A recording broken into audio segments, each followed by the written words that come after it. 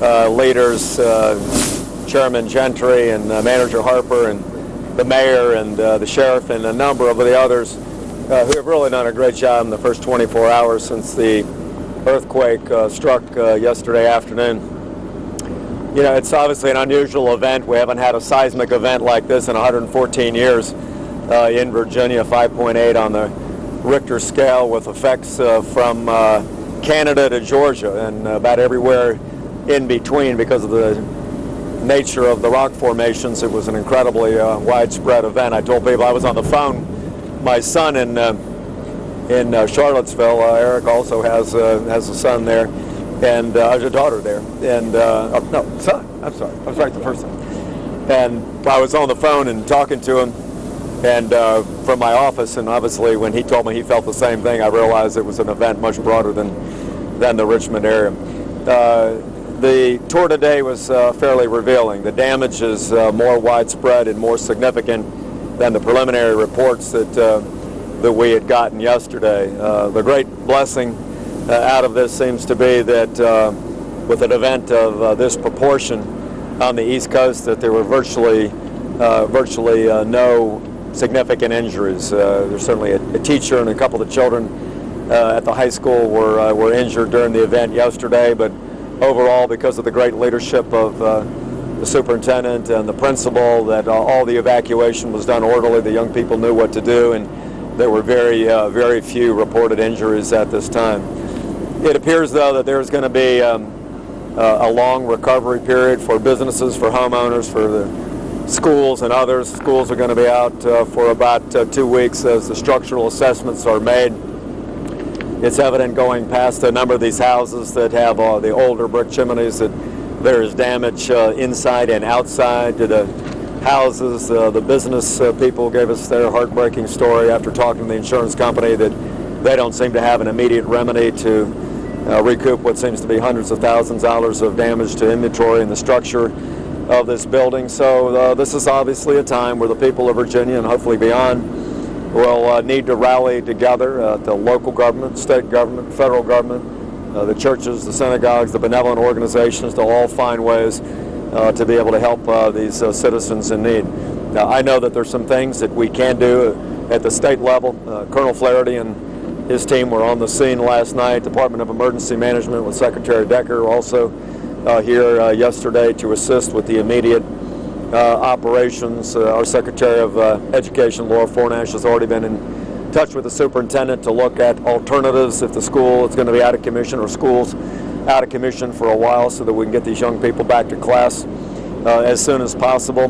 And we know that we have state monies that might be available for damage to public infrastructure, damage to other public equipment, reimbursement for overtime for first responders and law enforcement personnel, but we don't have a direct state program available for people that either have underinsured or uninsured losses.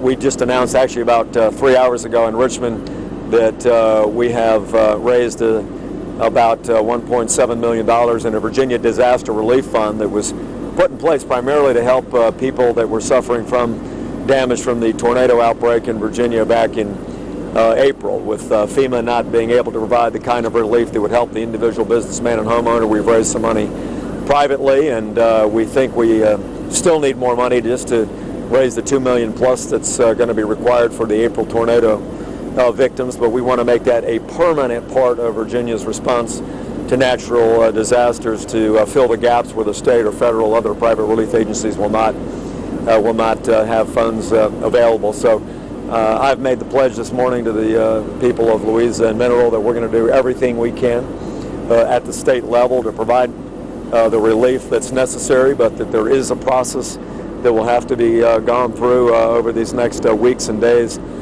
to be able to help the citizens.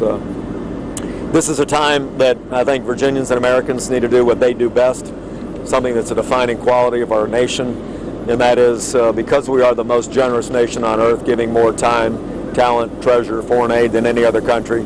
I think Virginians need to redouble that effort in this time of need and be able to help their neighbor, and that's why we're asking the citizens to contribute to the Virginia Disaster Relief Fund to match the $1.1 million in private contributions that have been raised primarily in the last 30 days in August, to go online, to go to the Virginia government website and to make contributions, because it will help not just the tornado victims but also people in Mineral, Louisa, Culpeper, and beyond that have been really hurt by this disaster. It's not the kind of thing that we're used to in Virginia. You know, this was a week where we've got fires in the Great Dismal Swamp.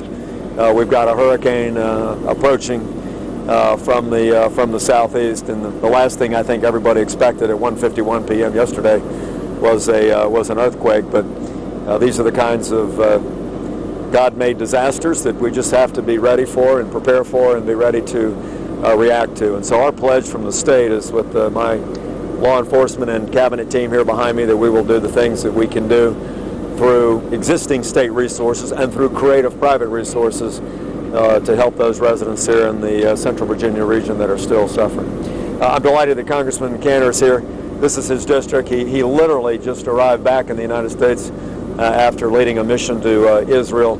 I'm really honored that he would come directly here from the airport to meet the leaders here in the county and in Mineral, to be able to see what he can do and what resources might be able to be brought to bear from the federal government. So I'm glad to have Congressman Cantor here.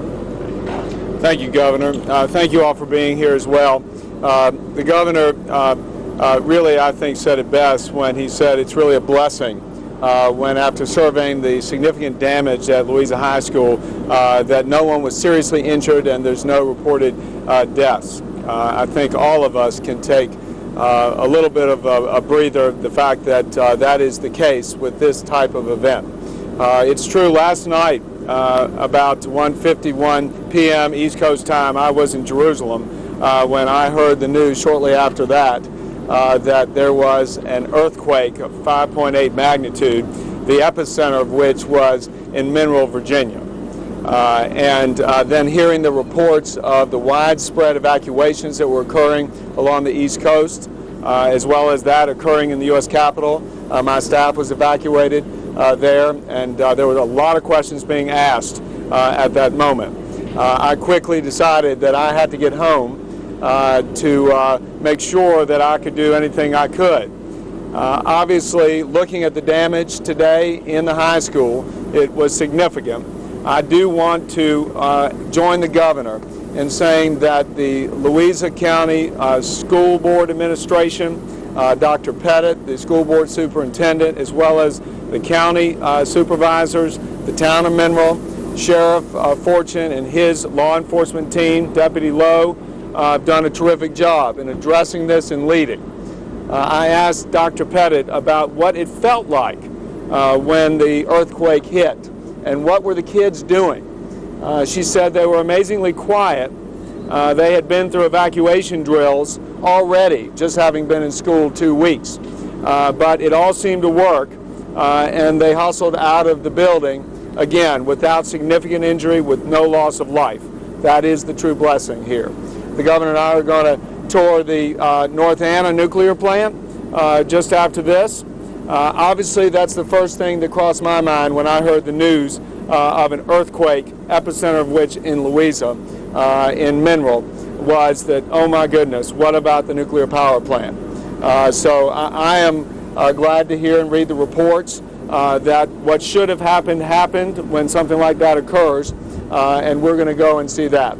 As far as the road forward, I'm here to work along with the Governor and along with all the residents of the 7th District and the Commonwealth to do what we do best in times of disaster. We pull together, we are a can-do people, and we'll get through this. There's a federal process of which is already underway to assess the damage and to see the way forward as far as dealing with those individuals, businesses, and the rest that may not have earthquake insurance, which probably is not uncommon for residents and businesses of Virginia. Thank you. Is it? Could you tell us a little bit more about federal disaster relief? You just sort of mentioned some sort of federal aid, but is that what you're seeking, or are you not going to seek that? Well, there's a process underway. The FEMA officials have been, as the governor will tell you, they are basically on call here in Virginia, and then anticipating a hurricane, have already had presence here. And my office has been in touch with them, as I know the governor's has. There's a process that needs to take place to assess the damage. The governor may be able to speak to then his decision whether or not to seek federal assistance. And basically, if the assessment is made that the damages and the costs to address the damages exceed those funds available at the state and local level, then a state of emergency will be declared, and then the decision will be made by FEMA. Now, the Small Business Administration has a separate program, of which the governor has been through as well in the recent tornado in southwest Virginia that he may want to speak to. Can you talk a little bit, couple things? I'm curious whether out in Israel the news reached you other than through your own staff, whether the world was watching this. And then if you guys could talk about your concerns specifically in this area with Irene coming, and whether there's anything special you prepare for now that some of these buildings are pretty damaged already. I was in Israel. We had a total of almost 60 members over the last 2 weeks in Israel, 30 of which I was with last night. These are members of Congress and congressional delegation there. All of them, over a matter of 10 minutes, I would say, or just about all, had received either a Twitter or an email indicating reports about this earthquake. And obviously each one of them having staff in the United States Capitol that was also ordered evacuated, and the plans there seemed to work as well. So when we arrived at the Tel Aviv airport last night, shortly after 11 p.m. there, which would be about 4 o'clock East Coast time, all the Delta Airlines employees were fully aware of the news and very inquisitive about what had happened. And Irene, preparation? Well, we had begun preparations already about 3 days ago when it looked like the long-range forecast track would put it in the vicinity of the East Coast. Amazingly, we already had our Emergency Operations Center up and running in Richmond with a skeleton staff, so they were able to actually do things faster yesterday once we got the word about the earthquake. I will say, to echo the Congressman's comments, almost all the systems that we put in place to respond to disasters, even though they're more aimed at tornadoes or hurricanes rather than earthquakes, the systems worked well. The nuclear plant shut down as it was expected. All of the systems there seemed to work exactly as anticipated. The law enforcement personnel, the public safety personnel at the county level, the town level, and the state level responded exactly as they were supposed to. The medical systems worked well, so I give a great deal of credit to the training and the preparation, even in the school system with those drills. The kids don't think about earthquakes, but think about other disasters, but they did exactly what they were supposed to do, and I think it just speaks to the critical importance of these training and the drills to make sure things go well.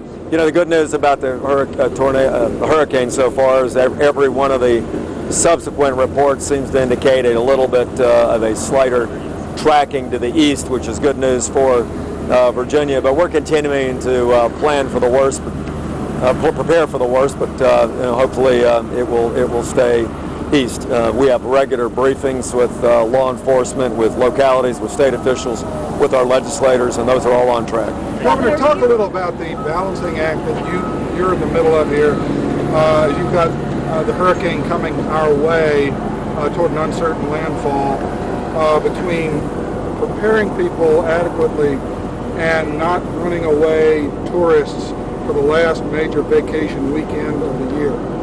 Yeah, that's always a tough call that we have to make in terms of disaster declarations and evacuation as to the real threat, and not to overly unnerve people. And so the balance is always struck in the side of caution. And so we get an update from the National Hurricane Center every 3 hours. Those have improved slightly, it seems like, over the last 24 hours, but we'll be making decisions about everything from a emergency declaration, which allows us to mobilize the National Guard and marshal some other resources to potential evacuations in low-lying areas. But we're not at that point yet. I'm still receiving information, and the heaviest concern is clearly public safety, much more than tourism. I realize that it is a major weekend for tourists, but we got to make sure people are safe, and the decision will be made solely on that public safety issue. Governor, you were frustrated last year during the snowstorms about the federal government releasing people, and yesterday was somewhat of the similar. There was mass traffic problems, metro, everything in Northern Virginia. I wondered if you could address that. Have you talked to them about that? Seems to be the same thing that you were frustrated about last year. Yeah. I haven't had a chance to talk to the congressman about that, but unfortunately the federal government, after having the prudent evacuation of a number of buildings, decided to let virtually the entire federal workforce go home at the same time. And I can't tell you what that does to the traffic in the metro. It was an incredible overload. Same thing happened during the snowstorm at the end of January last year, and I think we probably just need to think through that planning. I know Secretary Connaughton, who is analyzing the traffic patterns and the disasters that were created last night. I think Congressman Cannon and I were both in that traffic last January when that happened, and to see, again, putting public safety first, is there a better way to do some of these things so that we don't create hours and hours of additional congestion. So we're still working through the after-action report on that. The primary thing right now is make sure structures are safe, make sure neighbors are taken care of, and make sure that those that are injured are well taken care of, and we'll have plenty of time to look at these over time. Governor and Congressman Cantor, Governor, you asked twice in April and May for disaster aid from damage that was much more catastrophic and conspicuous in southwestern Virginia. You didn't get that from the Obama administration. How confident are you, and you, Congressman Cantor, that more aid will be coming to Virginia for what happened yesterday? Well, two things. One, we haven't even gotten to the point that we've done the analysis from our state officials to determine our own capacity through state and local resources and private and benevolent resources to be able to handle it. And secondly, then, whether it's prudent after that to ask for federal help. It may or may not be. We're not at that point yet. And secondly, I would say we had overwhelming bipartisan support from our delegation led by Congressman Cantor, asking for FEMA to give us the support we thought was due in Southwest Virginia. It was unfortunate that we were declined, but that's why we started this relief fund today, to begin to take care of ourselves on a Virginia state basis when the federal government, they don't have unlimited resources, Bob, and at this point, like I said, we have not made that determination. Bob, according to my understanding of the federal program and how these requests were made, as the governor indicated, there is an assessment that's undertaken on the ground with the federal officials as well as state and local officials, assessment of damage, and if a determination is made by the governor that the amount of funds necessary to deal with that damage exceeds the ability of the state to meet that as well as the locality, then the governor can make the declaration of emergency and seek assistance by FEMA. A similar process or parallel would be there for SBA, a Small Business Administration, that is and does have programs for businesses and individuals, low interest loans, etc. Obviously, we said before, most people, I believe, in Virginia, in this area, don't have earthquake insurance, so we expect there to be some need. But I will say this, the federal government does have a role in situations like this. When there's a disaster, there's an appropriate federal role. And we will find the monies, but we've had discussions about these things before, and those monies will be offset with appropriate savings or cost cutting elsewhere in order to meet the priority that the federal government of the federal government's role in a situation like this. Can we follow up on that? What you both mentioned, this issue with no earthquake insurance. Obviously, probably most Virginians don't have it. Should they get it now? What should they do? This is going to be millions of dollars. What do you tell the people that are uninsured, like this businessman? Well, I mean, that's a decision everybody's got to make. This is a once in 114-year event with a 5.8 event. It's the largest East Coast earthquake in 67 years, I think, since 1944. So, I think everybody's got to make that decision whether or not they think it's a prudent investment to pay those premiums given that it's a relatively unlikely event. I will say, though, one thing that's important, Bob, to follow up on your point, is this is a different kind of damage assessment than what I saw during the tornadoes. I went to Gloucester and Middlesex and Halifax and Pulaski and Glade Spring and looking at tornadoes. That is a clear catastrophic impact that just hits you right away. This is different. You know, when you approach the schools or the business or even the homes, you might see a little bit from the outside, but this type of damage that is somewhat, that can takes engineers to look at structures, may take a longer time to assess than the self-evident damage from tornadoes. So we're going to have to go through a little bit deeper process before we can really assess the magnitude of this damage. And Governor, on your DMMA website, Yep. They say that there were earthquake sensors at North Anna, and they were taken offline years ago because of budget cuts. Are you aware of that? Are you going to look at that and maybe how that played a role in all of this? Yeah, I mean, we're going to North Anna. We'll visit with them. I've talked 3 times in the last 24 hours to the chairman of Dominion.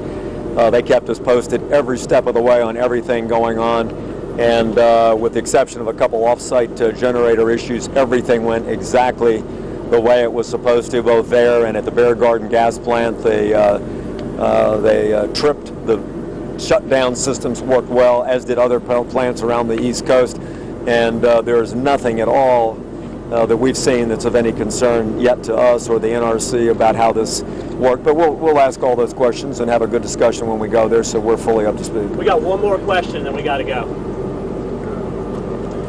We heard that there's going to be a cool down for the next few days at the nuclear power plant. Have you heard anything new about that? I think that's part of the procedure, and we'll find out when we get there. Thank you. Oh, I've been informed that they are back up at North Anna. Okay, there's your answer. All right, thanks everybody. Thank you very much. Governor, I think you can find out. Interesting. Yeah.